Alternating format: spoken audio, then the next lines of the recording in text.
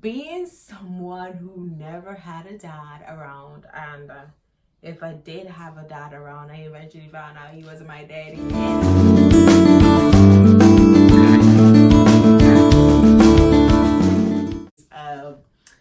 You know, being someone who, you know, experienced not having a dad, and then experiencing my dad coming in my life at the age of 25, 26, probably older, 28. I think it was last year, so 28, where I completely accepted him into my life.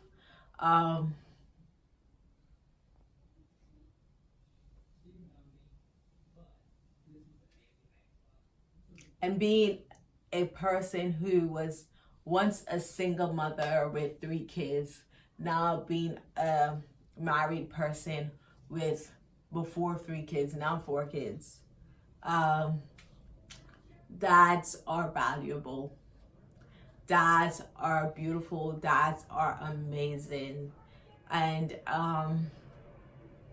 to have a dad around my kids, to have my dad in my life now, it does make a difference, okay? Whether we like to admit it or not, because I remember being a single mom saying that I'm a mother and a father for my children, because I've seen that role where my mother was both mother and father for us. Now that I've experienced having a real dad around my kids and having my dad in my life, there is a difference. Ladies, we cannot be mothers and fathers for our children. It's impossible. It's impossible. It's a blessing to have a good man around.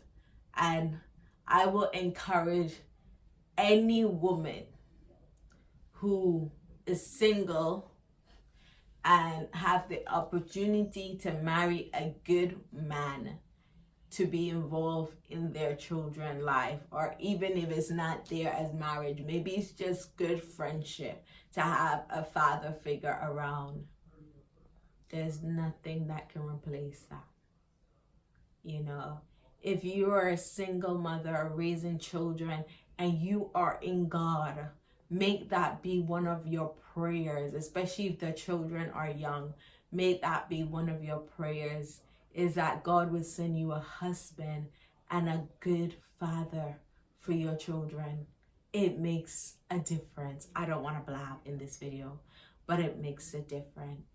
And bear in mind that I'm saying a good father, because I've had boys around my children who try to stand in that father figure role, but until you grow up and you put away childish things, you cannot take care and raise children.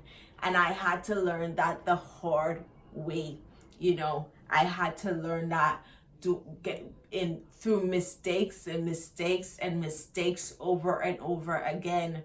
And I even when my husband came into my life, I was still trying to have other people in my children's life. But here's the thing, they were influencing them in a negative way, and I didn't want that. I came out of that negative lifestyle, and I didn't want that around my children. So we got to make up our mind, what do we want for our children?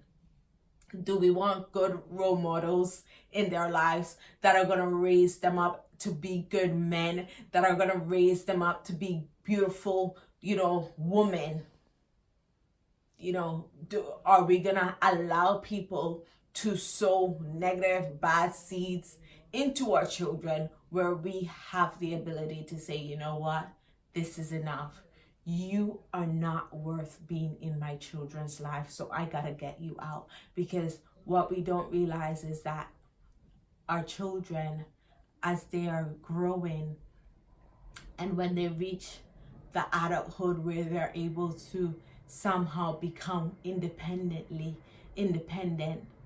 everything that we've taught them is gonna come out in their independence life.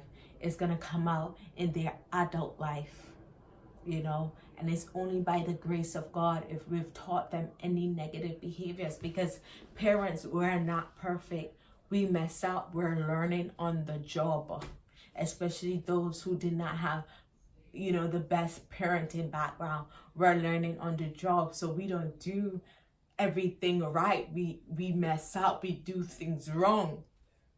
But there's a difference where we are messing up here and there, or where we just constantly live a messed up life. So I just wanted to blab that out.